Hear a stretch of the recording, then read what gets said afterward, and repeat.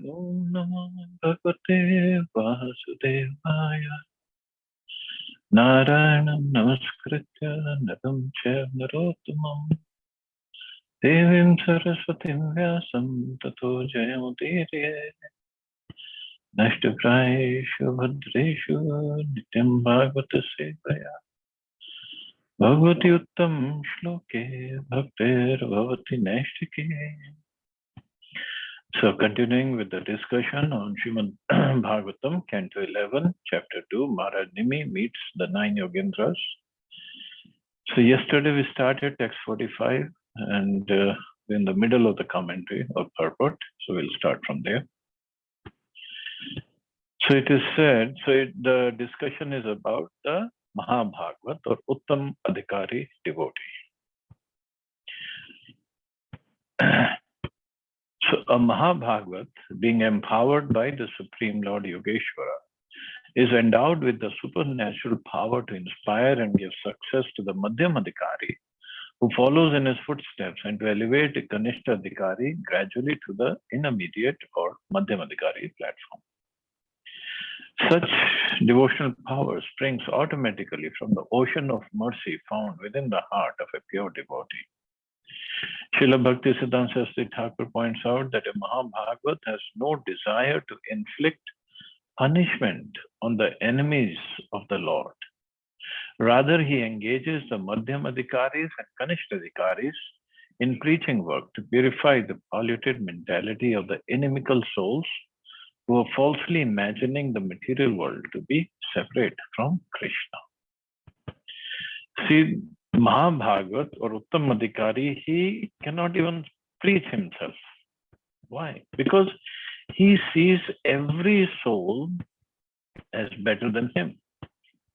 He thinks every soul is rendering service to Krishna other than himself. So that's why it is said here, rather he engages a Madhyamadhikari, Kanishtadhikari. Or later on we'll also see, it is said that Mahabhagavad devotee, he comes to the level of Madhyamadhikari to preach. Only Madhyamadhikari can preach. Kanishadhikari, he has no such qualification to preach. And Mahabhagavat, he cannot preach. He just can't. Because he sees everybody is more advanced than himself. So there is a question of preaching. There are unfortunate living entities who are unable to understand the glory of a Kanishtadhikari. Of course, they are also glorious within the realm of devotion service, have no praise for the more advanced state of intermediate devotion, and cannot even begin to understand the most exalted stage, that of the Uttam Adhikari. So even Kanishtadhikari, Adhikari means one who has a right, Adhikar, to do devotional service, especially to chant the holy names. So there are unfortunate who cannot understand Kanishta or Madhyam, what to speak of Uttamadhikaris. Such unfortunate souls attracted to the impersonal Mayavad speculation follow faithfully in the footsteps of Kansa, Agha, Bakula, Bakasur and Putna, and others killed by Sri Hari. In this way, the community of sense gratifiers remains uninterested in service at the lotus feet of the Supreme Lord. And according to the individual perverted vision of so-called self-interest, each materialist chooses his own misfortune in the form of repeated birth and death in various types of material bodies. So if somehow or other anybody comes in contact with Kanishtadhikari or Madhyamadhikari, or for to speak of Uttamadhikari or Mahabhagavat, his life can change. But there's so many unfortunate living entities all over the universe. They don't even want to be the well-wishers of these devotees. Forget about serving them. And if they become well-wishers or serve them and get some Agyat Sukriti bank balance in their karma, karma bank, then they can make advancement. But it's so difficult. There are 8,400,000 species of material forms, and the materialistic living entities select the particular flavors of birth, old age, disease, and death they wish to inflict upon themselves under the hallucinations of so-called material progress. So these are the hallucinations of so-called material progress. And actually the problem is people means devotees, are also running after it blindly, material progress. Even after understanding, this is the 10th offense against the chanting of the holy names. So even after understanding so many instructions on this matter, we are still running after material possessions, material things. So what to speak of people, entities who don't have any knowledge of devotion service? The analogy is given that a lusty man, being agitated by sexual desire, sees the whole world as filled with sensuous women. In a similar way, a pure devotee of Krishna sees Krishna consciousness everywhere, although it may be temporarily covered. Thus one sees the world just as one sees himself. Atmavan manyate jagat. See, that's very, very true. Atmavan manyate jagat. Just the way I am, that's how I see the world. And that's how actually whatever energy I have and the energy I give out, the world or universe will also respond or reciprocate with the same energy. If, as in the case of Mahabhagavat, he sees Krishna everywhere. And Krishna or the universe or the energies of the universe, they also reciprocate in the same way with him. But if somebody is, as it is given in the commentary, if it's a lusty man, the universe will respond with the same energies towards a lusty man.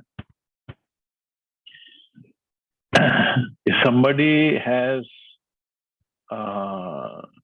idea of stealing in his heart, then he will meet people, definitely he'll meet people who are thieves.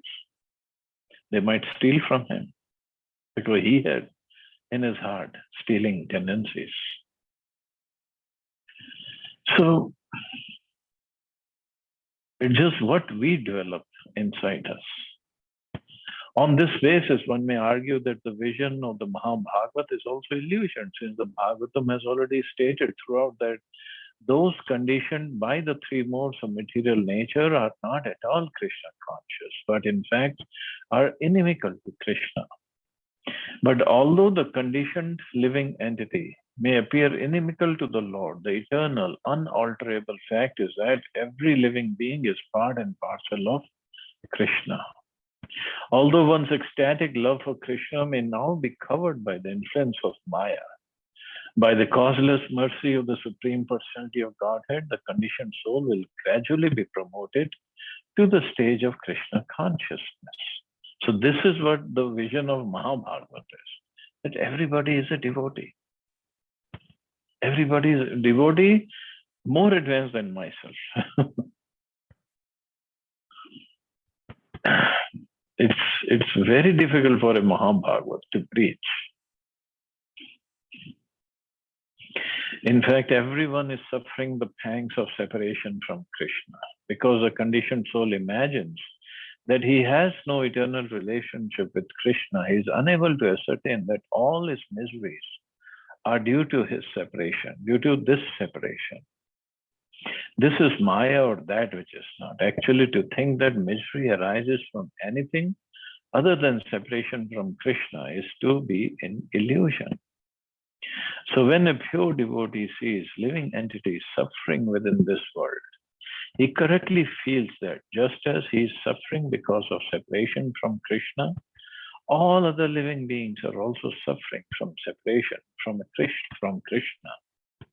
The difference is that a pure devotee correctly ascertains the cause of his heartbreak, whereas a conditioned soul, bewildered by Maya, is unable to understand his eternal relationship with Krishna and the unlimited pain arising from neglect of that relationship. So this is the problem. Mahabhagavad, he's crying in separation from Krishna. And this is what he tells every conditioned soul also, that this is the source of our distress. But everybody cannot understand this. And they're just completely bewildered by Maya. Srila Jiva Goswami has quoted the following verses which illustrate the ecstatic feelings of the topmost devotees of the Lord.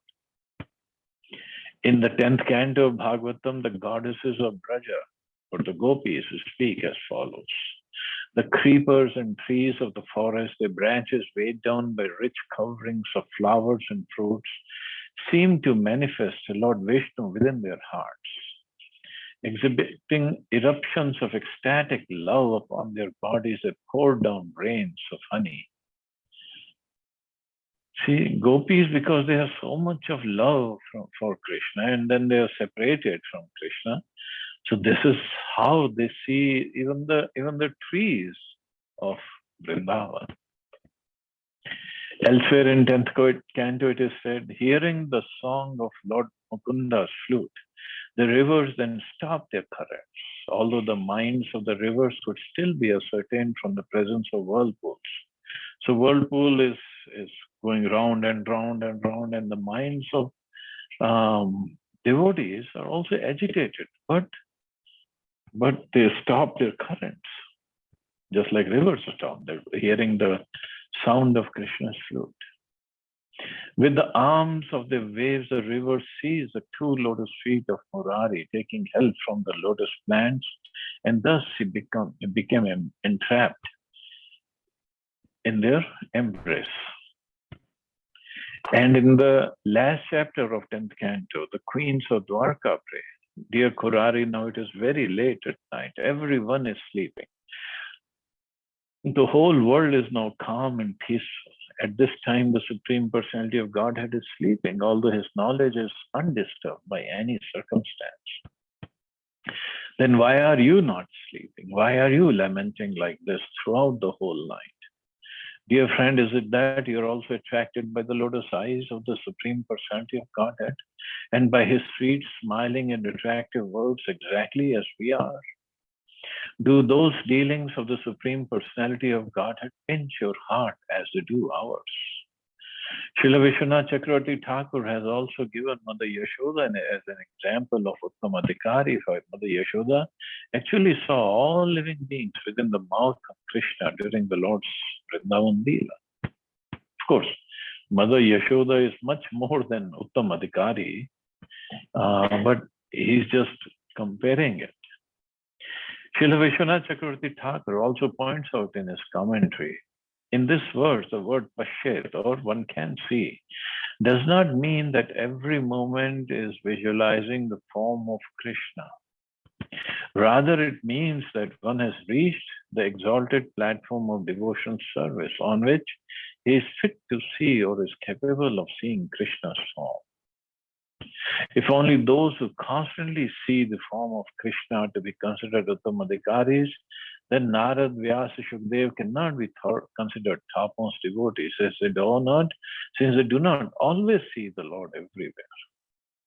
Of course, Narad, Vyasa, Shukdev, Goswami are considered to be on the highest standard of pure devotional service, and therefore the real qualification is Tad Diriksha Dikya, or having an overwhelming desire to see the Lord.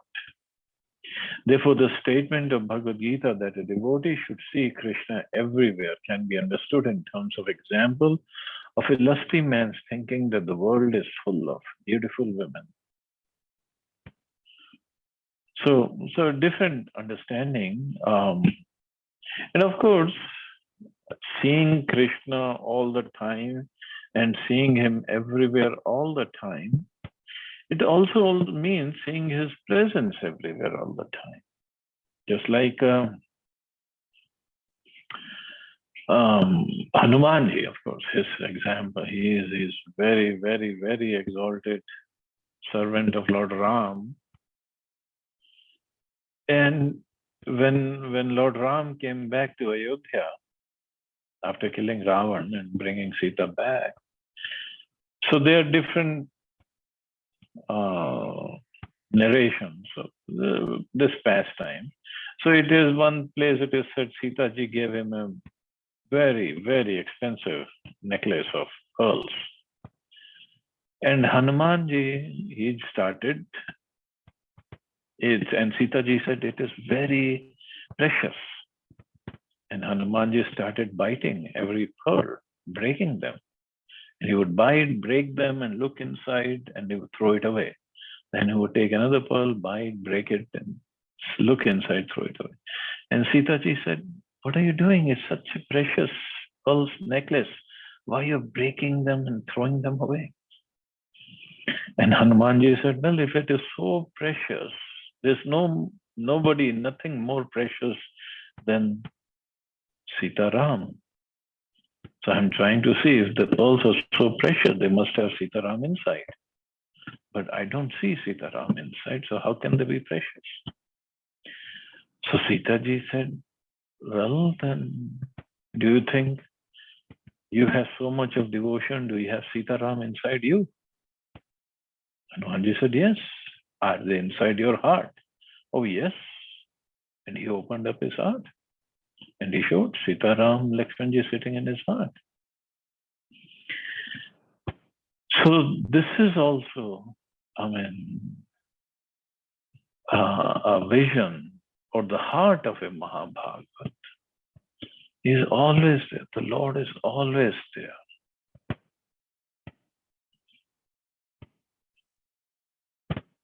And in fact, Shad Goswami, 6 Goswamis, when they were in Vrindavan, they are also pure devotees, Uttam Bhagavat, Mahabhagavats, Uttam Adhikaris. But what they were saying, "Oh Krishna, or Radharani, He Radhe, Braj Devi ke Chalalite, Nanda Sono Puta, where are you? He Radhe, He Braj Devi ke Chalalite, where are you? I haven't seen you, Radharani, or Krishna, where are you?"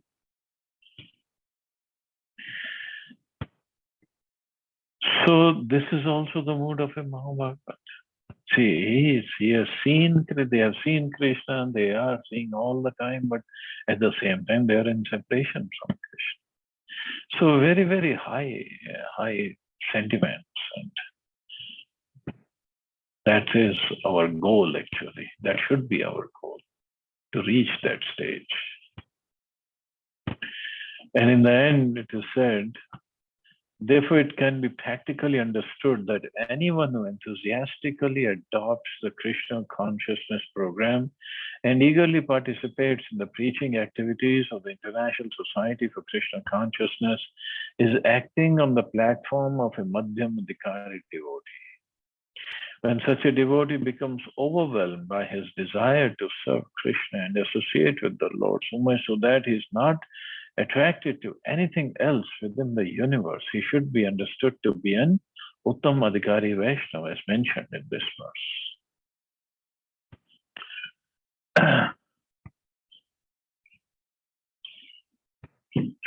So we can, of course, this is Prabhupada's mercy, he is saying, and every preacher is on a Madhyam Adhikari platform. But we can understand, where do we stand? And then next verse is the qualities of Madhyam Adhikari. What does he think? How does he see everything? Ishwarita Dadineshu, Balisheshu Dushatsucha, Prem Maitri Kripa Peksha, Yah Karoti Samadhyama. So very, very important verse. So an intermediate or second class devotee called Madhyam Adhikari offers his love to the Supreme Personality of Godhead, is a sincere friend to all the devotees of the Lord, shows mercy to ignorant people who are innocent, and disregards those who are envious of the Supreme Personality of Godhead. So Madhyam Adhikari devotee, he discriminates. So what does he do? Ishvara. So shloka goes like, Ishwari tadadineshu balisheshu vishasucha. So 4 category of people, or people, we can say, Ishwar is not person, but still, if we just 4 categories, if you say. So Ishwar, he has prem. He has love for Godhead. Then Tad Adhineshu. Tad Adhineshu means devotees who have taken fully to Krishna consciousness. So for them, with them, what's his behavior is Maitri. Tad Adhineshu with Maitri. Then Balisheshu, Kripa. Balisheshu means those who are neophytes or ignorant or innocent. They just don't know anything about it. They're not against the Lord, but they just don't know.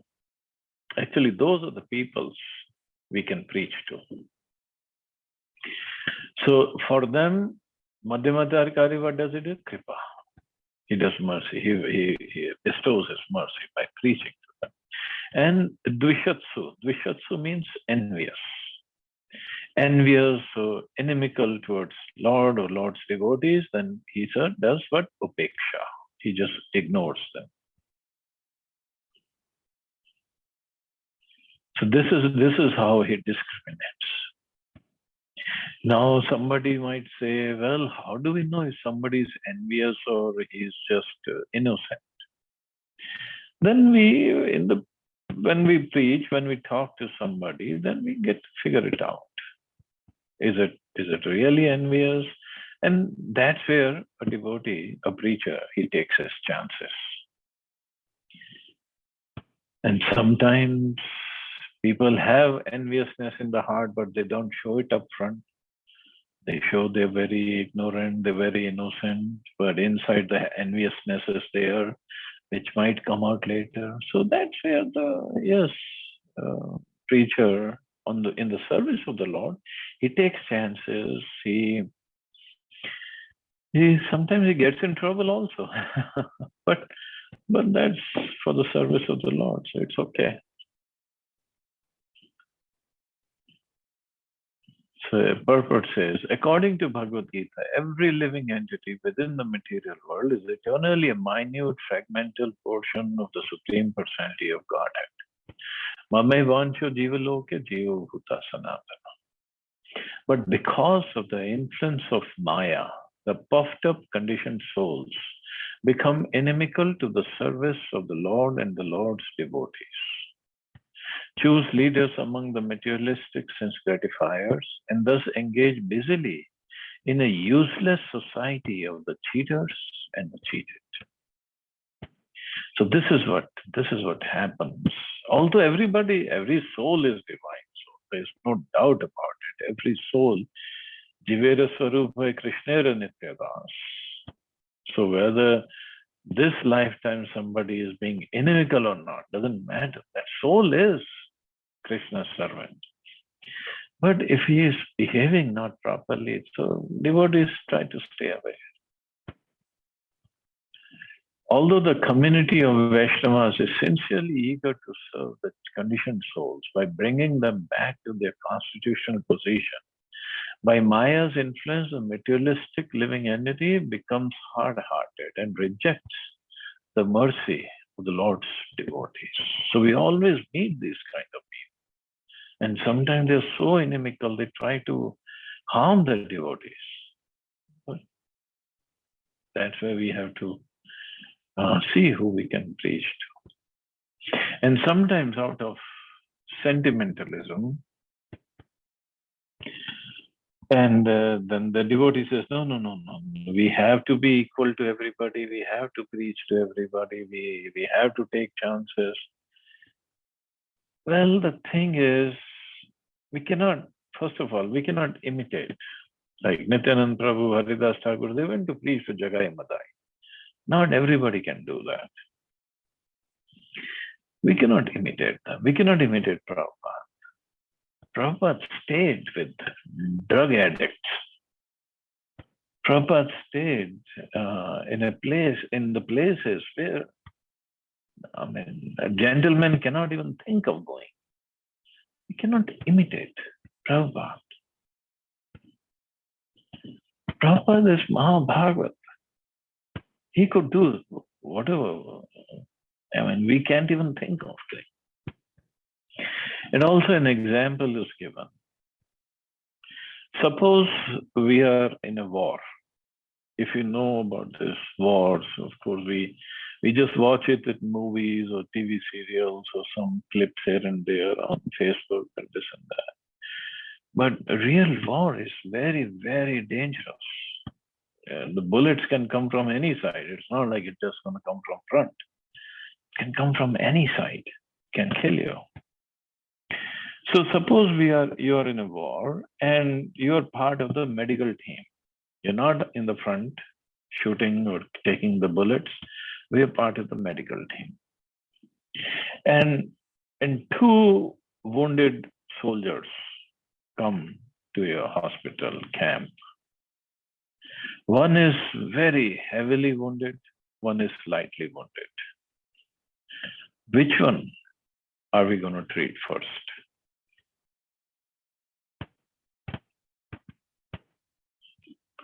I know you all are listening and you are muted, you cannot answer. So normally people answer one who is heavily wounded because he needs more attention, more compassion. He's heavily wounded. But the strategy of war is no, you treat the one who's slightly wounded. Why? Because he can get okay soon and he can go back to the war. One who is heavily wounded, chances are he's going to die anyway. Cannot bring him back to life. So sounds very like stone-hearted person. But no, this is practicality. So similarly in preaching, when we are out there preaching, so heavily wounded means person who is completely in Maya, who's inimical, who's envious, and in Maya, if we have understood, yes, just leave him alone. Just give prasadam, leave him alone. One who is less lightly wounded or less wounded, he's not that inimical, but he's not favorable. So there are chances we can make him favorable and engage him in devotion service. There are chances. So that's how we have to discriminate. Mercy-wise, yes, mercy should be for everybody, but we have to see who can take the mercy faster. According to Srila Bhaktisiddhanta Saraswati Thakur, although a second-class devotee is eager to preach to the innocent conditioned souls, he should avoid the atheistic class of men so that he will not become disturbed or polluted by their association. Srila Vishwanath Chakravarti Thakur has confirmed that a Vaishnava should be indifferent to those who are envious of the Supreme Lord. It's practically seen that when such persons are informed of the glories of the Supreme Personality of Godhead, they attempt to ridicule the Supreme Lord and thus further deteriorating their polluted existence. So this is also true. Those who are envious, they attempt to ridicule the Supreme Lord. They commit offenses against the Lord or His holy name, and more they commit offenses, they're going to go to hell. So that's also one of the reasons we should avoid them, avoid disturbing them. Until we are at a level, at least we can make them well-wishers. If not, just leave them alone. It's okay. There's total, 7 billion population in the world. So there are plenty of people. We can try.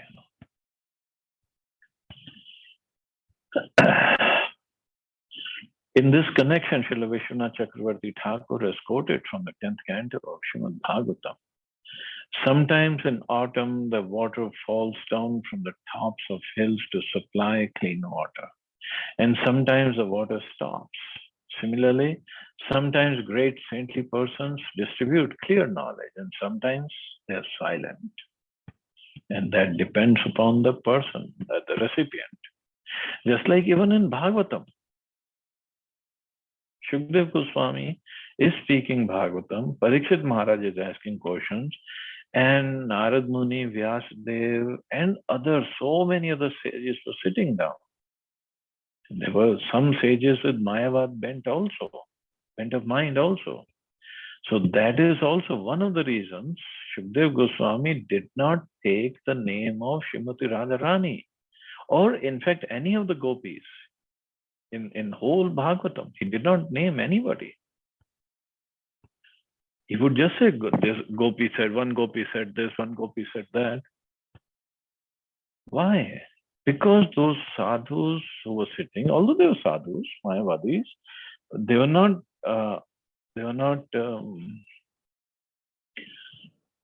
authorized, or they didn't have the eligibility to hear, and they would have mistaken or misunderstood Radharani's position. So even there, Shukdev Goswami was very careful. So how much careful we should be when preaching. And we all have learned our lessons by preaching to wrong people and how they react to the preaching. It's learning curve. It's always a learning curve.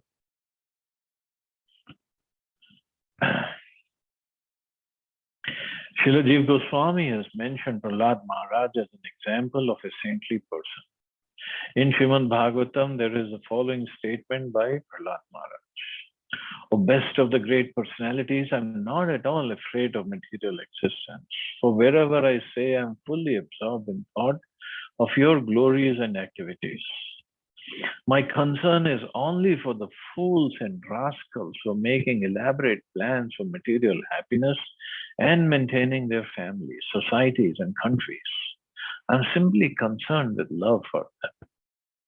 So although a Vaishnava preacher constantly meditates on the welfare of all living entities, he will not associate with those who are unreceptive to the message of the Supreme Lord Krishna.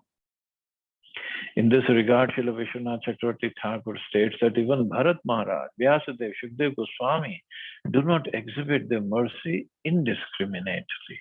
So they always discriminate who will get or who will not get. Srila Bhakti Siddhanta Saraswati Thakur has given an elaborate explanation to prove that the discrimination employed by a Madhyamadikari preacher does not at all show a lack of mercy. He states that upeksha, or neglect, as mentioned in this verse, is a proper medicine for those who are inimical to the Supreme Lord and his devotees. Indifference from the preacher checks feelings of hostility on both sides. Although there is a Vedic injunction that one should cut out the tongue of a person who offends the Supreme Lord and his devotees, in this age it is best simply to avoid potential offenders and thus prevent them from committing further sinful activities against the Vaishnavas or the Lord also. It is duty of a Vaishnava preacher to point out the futility of any process besides surrendering to the Supreme God.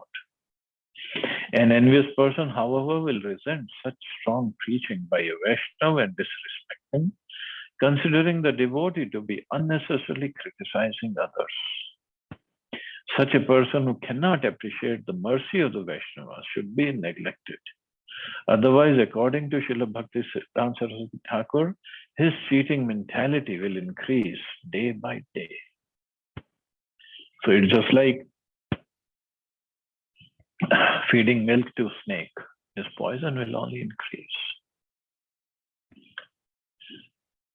Devotees' inner feelings is, yes, everybody should benefit by hearing about Krishna, by chanting Krishna's name.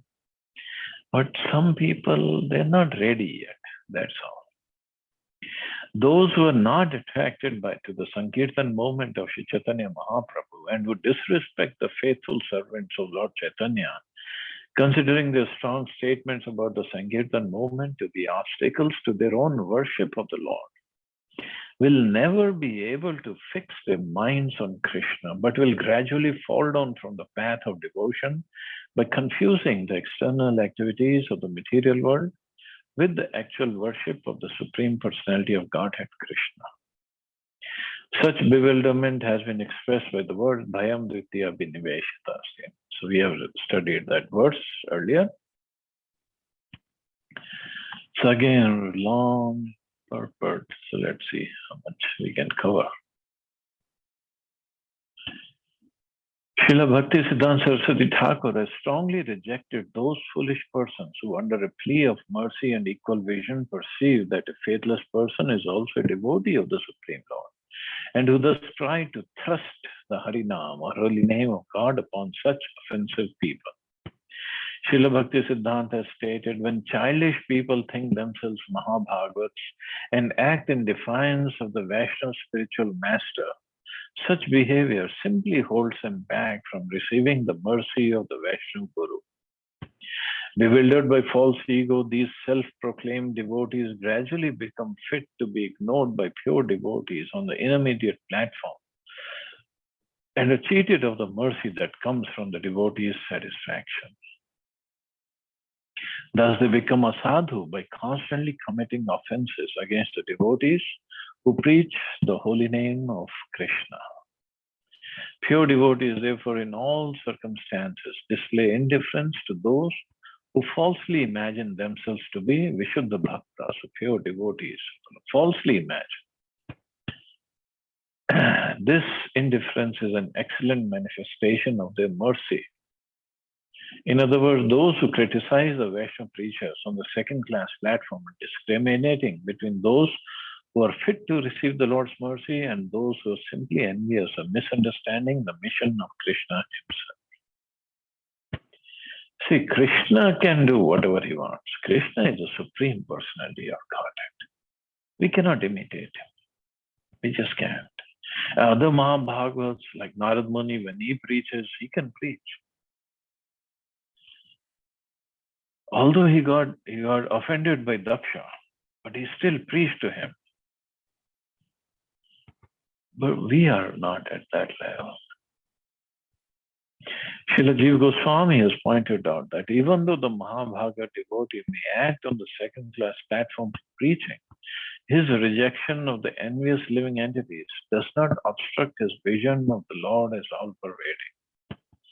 Rather, when a first-class devotee or even a second-class devotee rejects the atheistic class of men, he is expressing the mission of the Supreme Personality of Godhead. A first-class or second-class Vaishnava never actually becomes envious of another living entity, but out of intense love for the Supreme Lord, he becomes angry when the Lord is offended. So a Madhyamadikari, he is the one who displays all these powers. He becomes angry when the Lord is offended. Also understanding the Lord's mission, he discriminates according to the position of a particular living entity. To consider such a Vaishnava preacher an ordinary envious person, or to consider him sectarian because of his proclamation of pure devotion service as the most exalted of all methods of spiritual advancement, reflects a materialistic vision called Vaishnava Jati Buddhi. So when we see a Vaishnava or a devotee displaying these symptoms, we just got to be careful and not commit offense against that devotee, first of all. So it's a tricky situation, very tricky situation. So going further, it's a long purport. I'll just skip some paragraphs. The wonderful loving dealings between Vaishnavas on the topmost platform are demonstrated in the pastimes of Chaitanya Charitamrita. In other words, although a Vaishnava sees every living entity as part and parcel of Krishna, he must discriminate in his external behavior so as not to interfere with the original purpose of the Lord's creation, which is to reform the living entities so that they can gradually come back home, back to Godhead. A pure devotee does not foolishly pretend equal vision and approach envious persons. Rather, he respects the mission of the Lord. So we cannot go against the mission of the Lord. Otherwise, yes, every soul is divine. There is no doubt about it. and every soul is part and parcel of Krishna, ultimately devotee of Krishna. But if they are not um, displaying those characteristics right now, and if they're too inimical, you got to avoid them. Just like sometimes we sentimentally we say, "Oh, everybody is a devotee," but who knows it better than Krishna? Nobody does.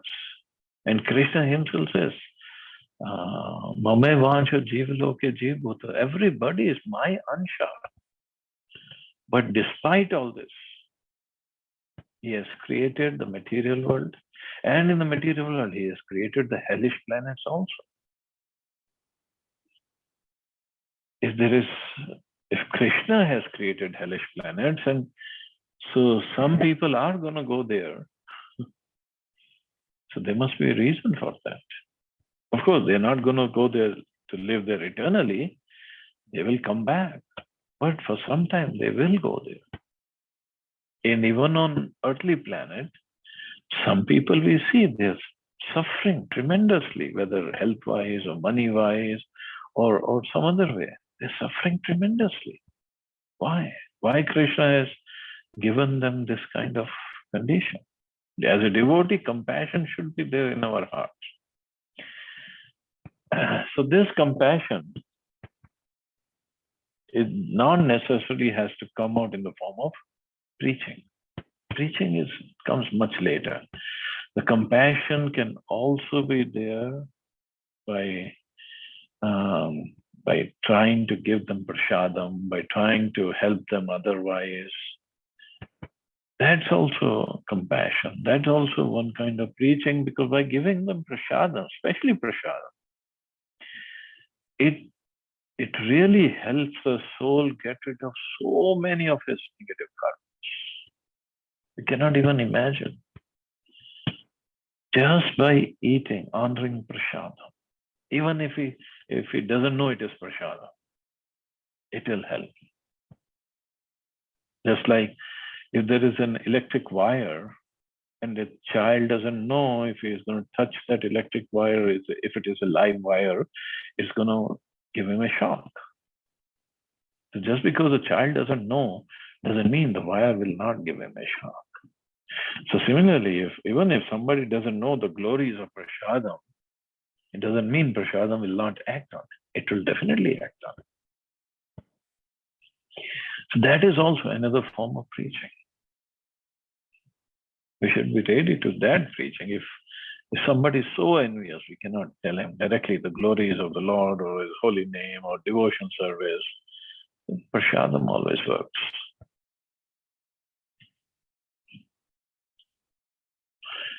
On the other hand, if it is the Lord's desire, a pure devotee can offer his respects to all living beings. For example, Srila Jiva Goswami mentions that Uddhava and other pure devotees of the Lord were always prepared to offer respectful obeisances even to such persons as Duryodhana. Madhyamadhikaris, however, should not imitate such Uttamadhikaris' behavior. In this connection, the distinction between Madhyamadhikari and Uttamadhikari is stated by Srila Vishwanath Chakravarti Thakur as follows. A Madhyamadhikari cannot at any time perceive the presence of the Supreme Lord within all living beings. Whereas an Uttamadhikari, however he acts on the second-class platform to carry out the Lord's mission, is aware that every living entity is ultimately a forgetful, Krishna-conscious living entity. Therefore, although a devotee may externally engage 4 different types of behavior, as mentioned in this verse, namely worship of the Lord, friendship with the devotees, preaching to the innocent, and rejection of the demons, he is not necessarily on the second-class platform. So again, some technical differences. So finally, Srila Bhaktisiddhanta Saraswati Thakur has given a nice explanation of the difference between Archana and Bhajan. Archana refers to the platform of sadhana bhakti in which one serves the Lord to carry out the rules and regulations of the process. One who has achieved the shelter of the Lord's holy name and is totally engaged in the attempt to serve the Lord should be considered to be on the platform of bhajan. even though his external activities may sometimes be less strict than those of the neophytes engaging Archana. So again, some technical knowledge. But the point is, as Madhyamadhikaris, and Madhyamadhikaris only can preach, they make some discriminations. They don't go for umbrella preaching to everybody. It's not possible. So anyway, slowly, we make a progress and we learn from our mistakes and then we carry on. That's all. So I guess we can stop here. See anybody has any questions or comments?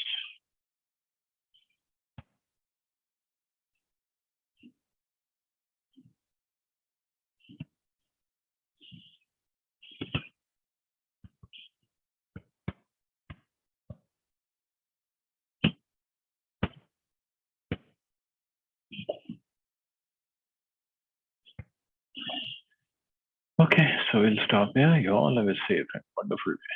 Hare Krishna. Jai Srila Prabhupada. Thank you, Prabhuji.